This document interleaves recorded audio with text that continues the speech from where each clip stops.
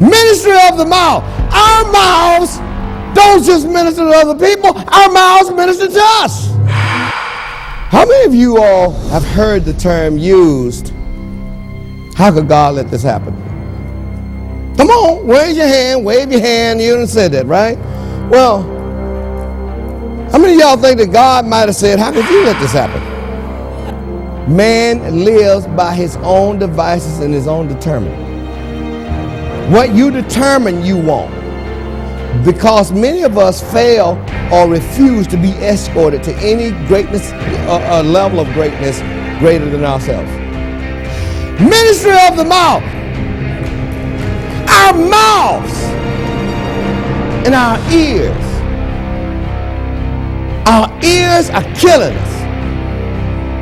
Because we're listening to the wrong thing, and then we turn around and speak it, which we have the ability to speak to mountains and they shall remove themselves, to say to the sick of mind and it shall remove itself, to call those things that be not as though they were. As a man thinketh in his heart, so ministry of the mouth.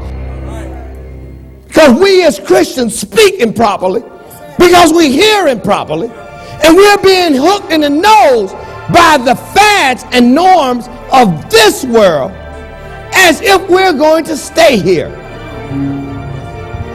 Ministry of the mouth. Our mouths don't just minister to other people. Our mouths minister to us.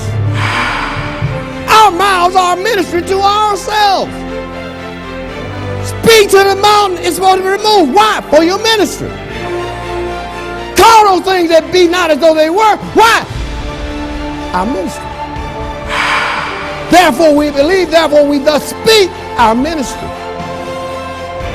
What's coming out of us is the total of our ministry.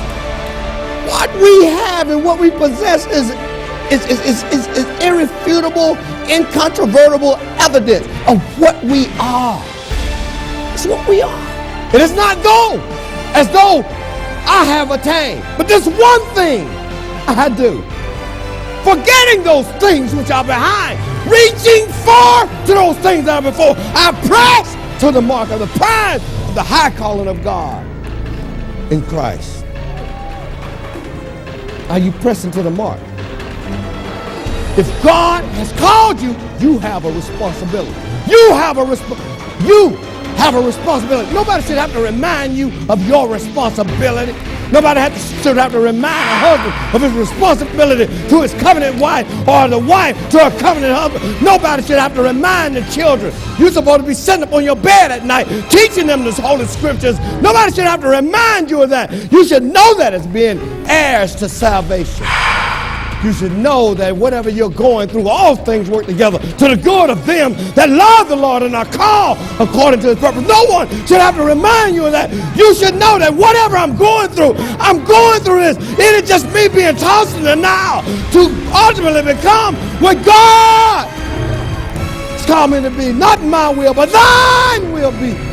For as much as ye know your labor, your suffering, your anxiety, your anguish is not in vain. Every time you go through, every time you run into something, to the glory of God. Every time you feel like you're oppressed, say, to the glory of God. To the glory. Look, whatever you're going through it, you ain't got enough money, say, to the glory of God. To the glory of God. Watch the glory of God show you how to get it. If you never let doubt sit in, watch the glory of God show you how you're going to come out of this and you did not have in your pocket. You didn't have within your means, but the glory. It's the glory of God that brings us through. It's the glory of God that brings us up. It's the glory of God that brings us out. Ministry of the mouth.